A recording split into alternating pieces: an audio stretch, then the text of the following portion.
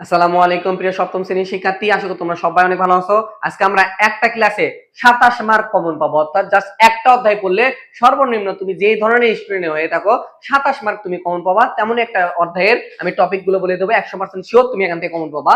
সেটা হচ্ছে তোমাদের সাধারণ গণিত, অর্থাৎ ক্লাস 7 এর তথ্য উপাত্ত। আমাদের যে চ্যাপ্টারটা আছে তোমাদের কাছে খুবই ফেভারিট একটা চ্যাপ্টার।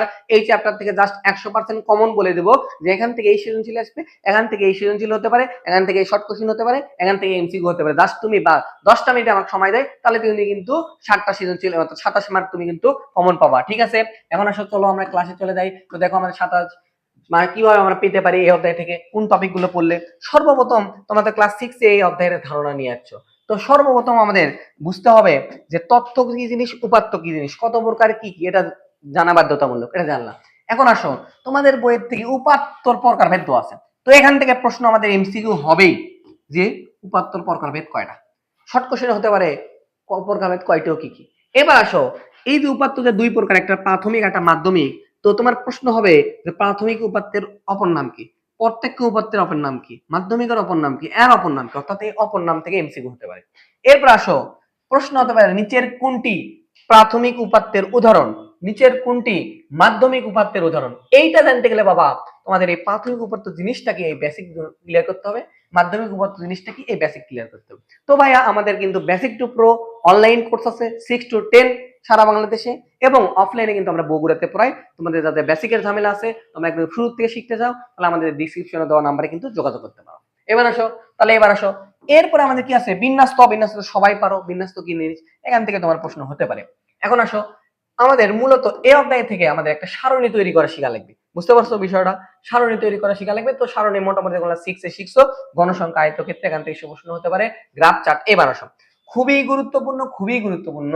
তো তোমরা ক্লাস 6 এ তো গ্রাফ মোটামুটি শিখেছ, কিন্তু ক্লাস 7 এর যে গ্রাফটা আছে এই গ্রাফে তোমাকে বলবে যে আয়তলেখ অঙ্কন করে, এটা সবাই পারবা।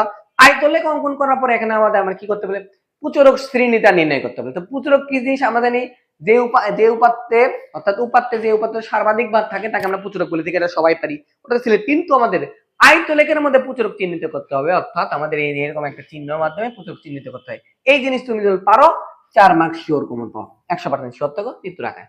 তো এটা মোটামুটি আমাদের ক্লিয়ার করতে হবে। এই ক্ষেত্রে তুমি ফলো করতে পারো তোমার 3 নাম্বার উদাহরণটা।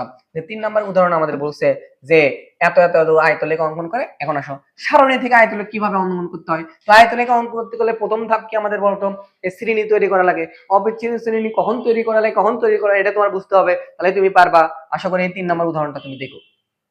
এখন সরাসরি উদাহরণ অনুশীলনী চলে যায়। তো উদাহরণ অনুশীলনী থেকে এমসিকিউ এর জন্য খুবই গুরুত্বপূর্ণ টপিক, সেটা হচ্ছে যে এটা শ্রেণী ব্যাপ্তি অথবা শ্রেণী ব্যবধান। দুইটার মধ্যে থেকে একটা সৃজনশীল তোমার এমসিকিউ দিবি। বুঝতে পারছো? তো ব্যক্তি আর ব্যবধান কিন্তু আলাদা জিনিস, মাথায় রাখো। এটা কিন্তু আমরা বেসিক টু প্রো কোর্সে বা অফলাইন ব্যাচে আমরা পড়াইছি। এবার আসো শ্রেণীর মধ্যবিন্দু কি জিনিস, এটা কিন্তু একটা সূত্র আছে, এটা পারতে লাগবে। এবার এগুলো সংখ্যা সূত্র গেলে এবার আসো এখানে তোমার থিওরিক্যাল কিছু জিনিস দেওয়া আছে, ক্রমশ এগুলো পড়ে নেবা।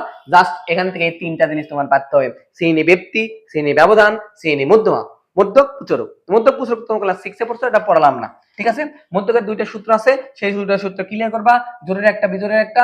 এবার আসো আমাদের সারণী তৈরি করা। অনেকে আমরা পারি না সারণী তৈরি করা। গণসংখ্যা সারণী তৈরি করার ধাপ কয়টা, 4টা ধাপ। সেই 4টা ধাপ আমাদের জানা লাগবে। বুঝতে পারছো বিষয়টা? শ্রেণী ব্যবধান না দেওয়া থাকলে শ্রেণী ব্যবধান ধরে নেয় কিভাবে সেটা শিখতে হবে, তাহলে কিন্তু তুমি পারবা।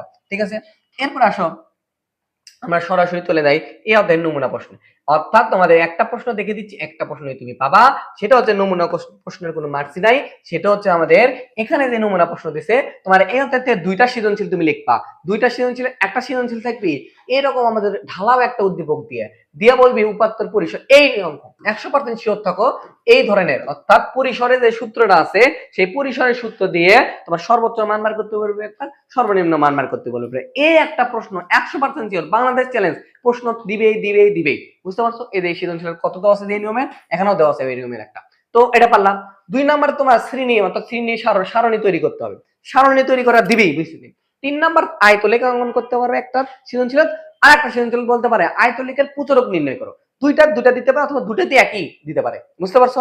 তো একটা সৃজনশীল আমাদের এরকম উদ্দীপক দিয়ে দিবি, আর একটা সৃজনশীল আমাদের ছক আলা উদ্দীপক, উদাহরণ যে 3 পড়ালাম, ছক দিয়ে আমাদের একটা উদ্দীপক দিই। এই দুইটা ধরনের তুমি সৃজনশীল প্র্যাকটিস করে দাস, 3টা 4টা প্র্যাকটিস করে গেলে 20 মার্ক কনফার্ম। তো এই 20 মার্কের মধ্যে কি প্রশ্ন হতে পারে, পরিসরের সূত্রটা ভালো মতো জানতে হবে, এপিট এপিট। তারপরে আমাদের মধ্যক নির্ণয় করা জানতে হবে, প্রচারক নির্ণয় করা জানতে হবে, তারপরে সারণী তৈরি করা জানতে হবে, আয়তলেখা জানতে হবে এবং আয়তলেখের মধ্যে প্রচারক চিহ্ন। এই 5টা 6টা টপিক জানলে এতে 20 কমন। এবার শর্ট কোশ্চেনে আসে।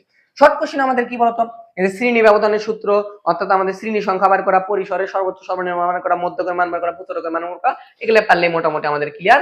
আশা করি বুঝতে পারছো। তো এই অধ্যায়ে জাস্ট এই কয়টা জিনিস জাস্ট তুমি শেষ সময় যদি বেসিকটা ক্লিয়ার করো বা বেসিকটা একটু আরেকবার চর্চা করে দাও, ইনশাআল্লাহ পরীক্ষা কিন্তু ভালো করতে পারবা। তুমি আবারও বলতেছি, ম্যাথ জিনিসটা তো বেসিক যত ক্লিয়ার তুমি তত ভালো পারবা, তত তোমার মাথার মধ্যে ঢুকবে, না হলে খালি প্যারাই মনে হবে, প্যারাই মনে হবে। এই জন্য তোমরা যদি বেসিকের দুর্বলতা হয়ে থাকে, আমাদের বেসিক টু প্রো অনলাইন কোর্সে যুক্ত হতে পারো অথবা অফলাইন ব্যাচে ভর্তি হতে পারো। আমাদের ডিসক্রিপশনে দেওয়া নাম্বার আছে, যোগাযোগ করবা ইনশাআল্লাহ। তো ভাইয়া এই অধ্যায় থেকে তুমি কিন্তু জাস্ট একটু 2 ঘন্টা মনোযোগ দিয়ে পড়লে কিন্তু 27 মার্ক তুমি কমন পাচ্ছ। তো ভালো করে যে এই টপিকগুলো বললাম একটু পড়ে নিবা। আসসালামু আলাইকুম।